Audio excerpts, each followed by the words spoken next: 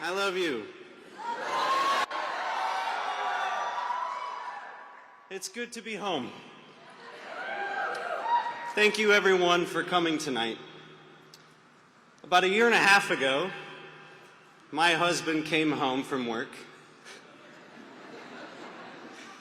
and told me, well, he asked me, what do you think about running for president? And I laughed, not at him, but at life, because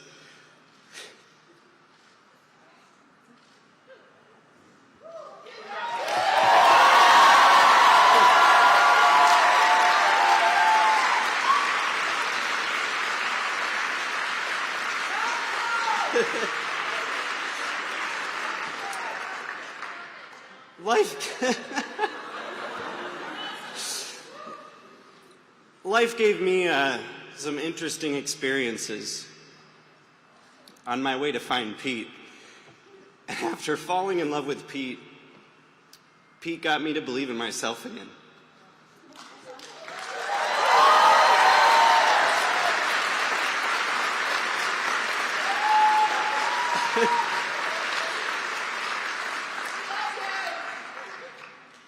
And I told Pete to run because I knew there were other kids sitting out there in this country who needed to believe in themselves too.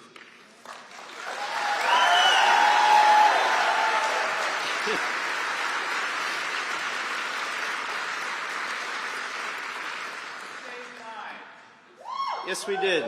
Together, we did. This campaign was built on an idea of hope, an idea of inclusion, an idea of addition rather than subtraction, about bringing people together, about looking your neighbor in the eye and saying, maybe we don't agree on everything, but let's agree on this. We've got one shot, and that's what we did. We went out there with that one shot, and we gave it everything we had, because it is time for every single person in this country to look to the White House and know that that institution stands for them, that they belong in this country.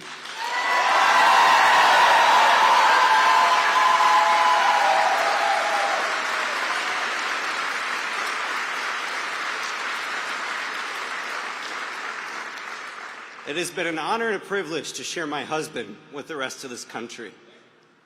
You're so welcome. And I am so proud that the same person you saw on the debate stage, the same person you saw at a town hall, is the same person that comes home to me every night.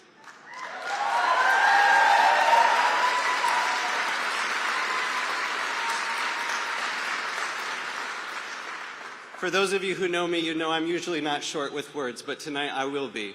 It's an honor to come home and to bring home the person I love so dearly. So please help me welcome to the stage my dear husband, the man I love so much, Mayor Pete Buttigieg.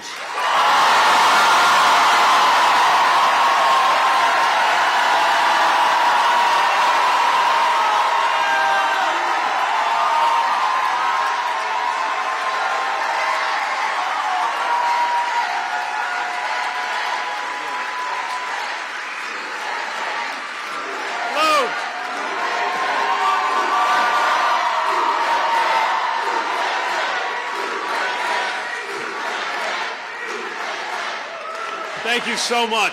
We love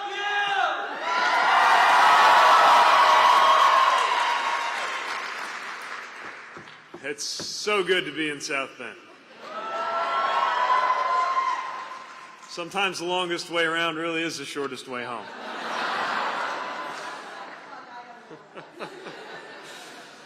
Here we are. In the last few years, America has faced enormous challenges, from an economy in transition to a climate on the brink, to a president sowing chaos and discord across the very country he is responsible for uniting. And for many Americans, these challenges have amounted to a call to action. And so, like so many others, I thought deeply about what I could do to make a difference, what I could do to make myself useful. And it was in that spirit, with your help, that a year ago we launched our campaign for the American presidency. We began this unlikely journey with a staff of 4 in a cramped office right here in South Bend, Indiana, right down Washington Street. No big email lists, no personal fortune. Hardly anybody knew my name, and even fewer could pronounce it. But South Bend showed everybody what to do. First name Mayor, last name Pete, so nobody got confused.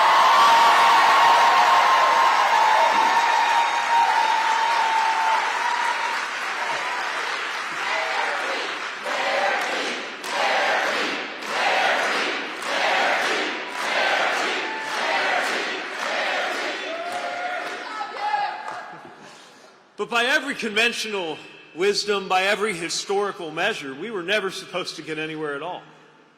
And then, as I said, that roller coaster February night a few weeks ago when Iowa shocked the nation, along that way, an improbable hope became an undeniable reality.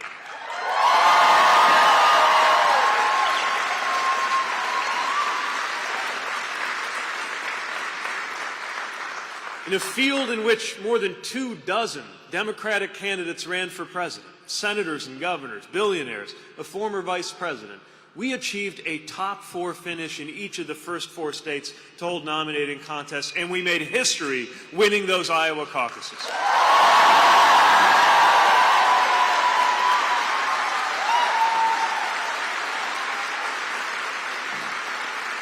And all of that, it came about thanks to your support. Thanks to the power of this campaign's vision in your hands. It proved that Americans really are hungry for a new kind of politics, rooted in the values that we share. In cities, in suburbs, in rural communities, in crowds that spilled out of venues from Salt Lake City to Raleigh to Arlington, we saw Americans ready to meet a new era of challenge with a new generation of leadership. We found countless Americans ready to support a middle-class millennial mayor from the industrial Midwest, not in spite of that experience, but because of it, eager to get Washington to start working like our best-run communities and towns.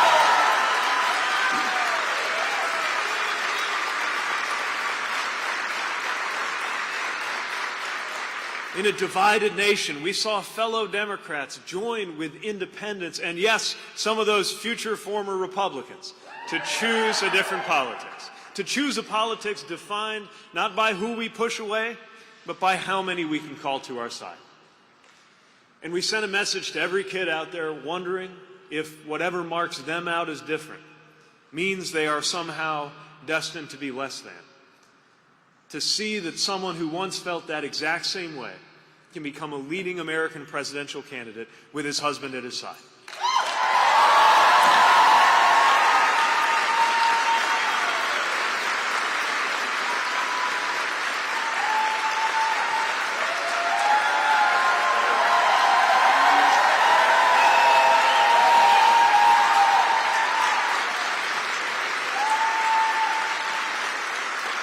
We got into this race for a reason.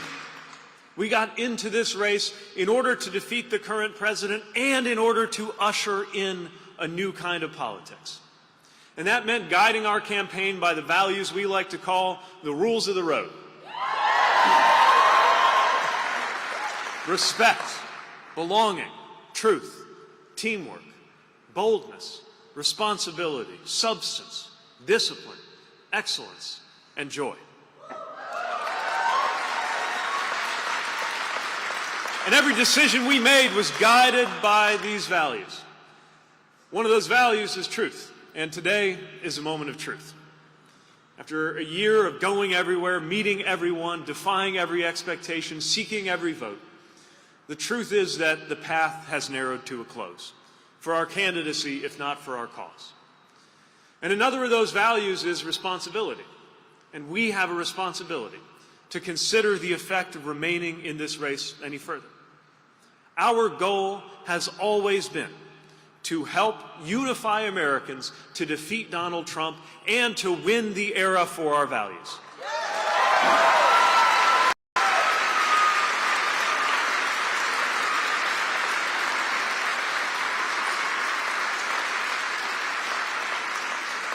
And so we must recognize that at this point in the race, the best way to keep faith with those goals and ideals is to step aside and help bring our party and our country together. So tonight, I am making the difficult decision to suspend my campaign for the presidency. I will no longer seek to be the 2020 Democratic nominee for president, but I will do everything in my power to ensure that we have a new Democratic president come January.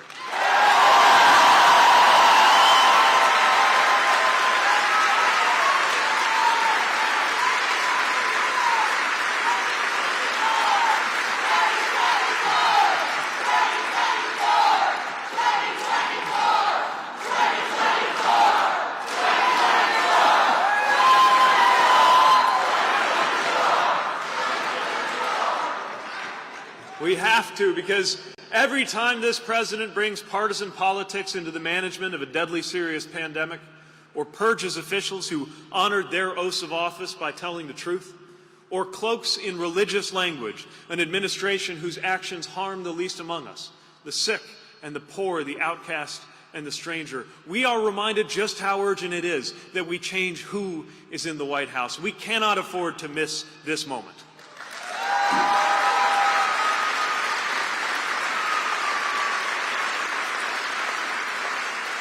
With every passing day, I am more and more convinced that the only way we will defeat Trump and Trumpism is with a new politics that gathers people together. We need leadership to heal a divided nation, not drive us further apart. We need a broad-based agenda that can truly deliver for the American people, not one that gets lost in ideology. We need an approach strong enough not only to win the White House, but to hold the House, win the Senate, and send Mitch McConnell into retirement.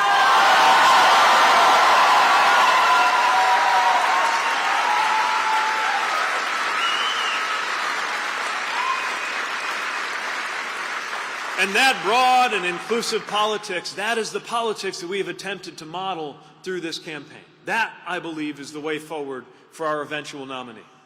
So I urge everyone who supported me to continue in the cause of ensuring that we bring change to the White House and working to win the absolutely critical down-ballot races playing out across the country this year.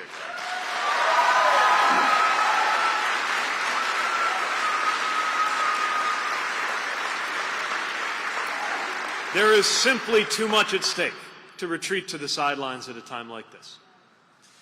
And as this contest gives way to the season of weekly elections and delegate math, it is more important than ever that we hold to what this is actually all about. Politics is not about the horse race, not about the debate stage or a precinct count in a spreadsheet. It is about real people's lives. It is about our paychecks, our families, our futures. We can and must put the everyday lives of Americans who have been overlooked for so long back at the center of our politics. And every story that became part of this campaign helped show us why and how we do just that.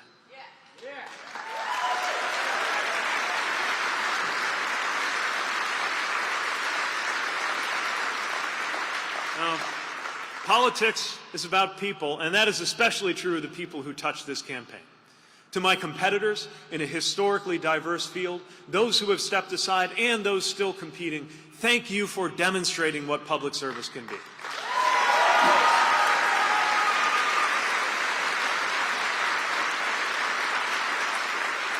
To the people of South Bend, this river city we love so much, thank you for keeping me honest and thank you for keeping me going.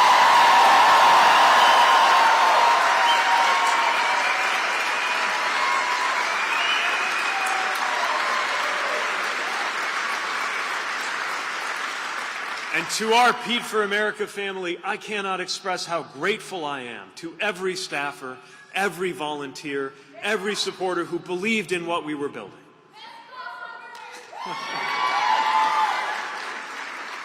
You walked in neighborhoods on hot summer days and drove on icy roads in the wintertime. You filmed and tweeted and coded and crunched numbers. You built relationships and you built events. You lit up offices and you filled high school gyms with equipment and then with people and then with cheers in the name of our values, freedom and security and democracy.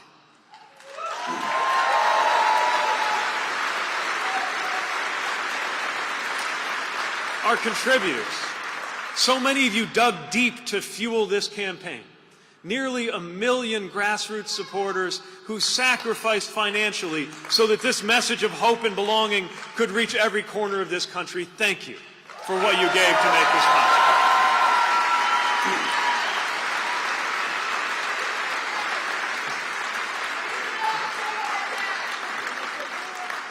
Online, in person, with family and with friends and with total strangers, you shared your personal stories and you made the life of this campaign part of your own.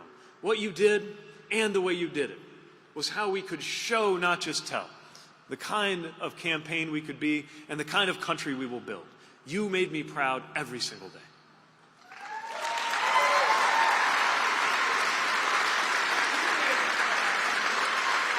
And last, I want to thank my own family. My mom, who not only helped raise me, but put her love of language into work, answering letters for the campaign.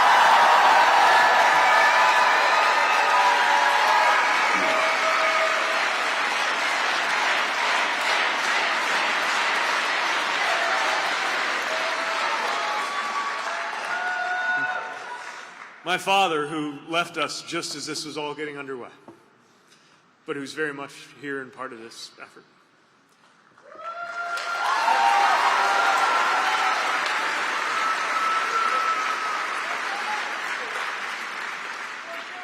And to the guy who took a chance on a first date with somebody all the way in South Bend, Indiana, and never looked back, Casson, I can't wait to spend the rest of my life with you.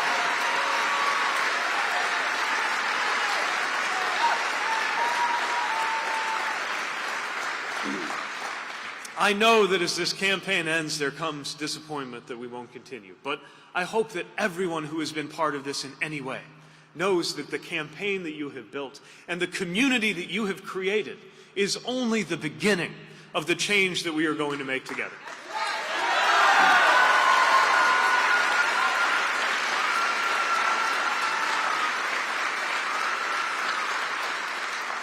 My faith teaches that the world is not divided into good people and bad people, that all of us are capable of good and bad things. Today, more than ever, politics matters because leaders can call out either what is best in us or what is worst in us, can draw us either to our better or to our worst selves. Politics at its worst is ugly, but at its best, politics can lift us up. It is not just policy making, it is moral, it is soulcraft. That is why we were in this.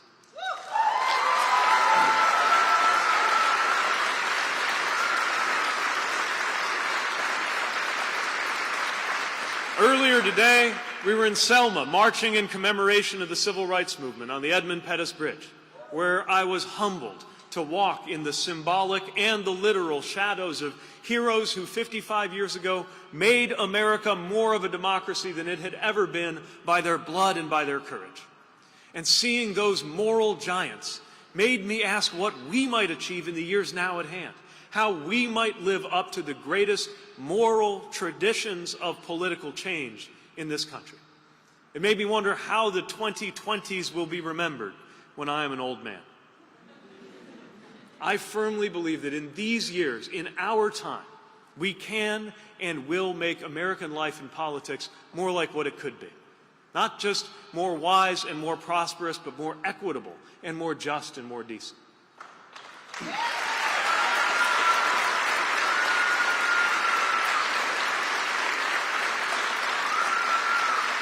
Think of how proud of our time we could be if we really did act to make it so that no one has to take to the streets in America for a decent wage because one job is enough in the United States of America, whether you went to college or not.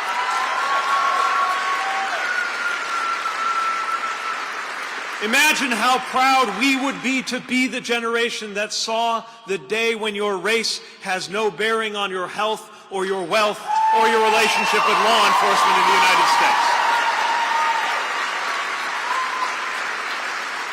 What if we could be the ones to deliver the day when our teachers are honored a little more like soldiers and paid a little more like doctors?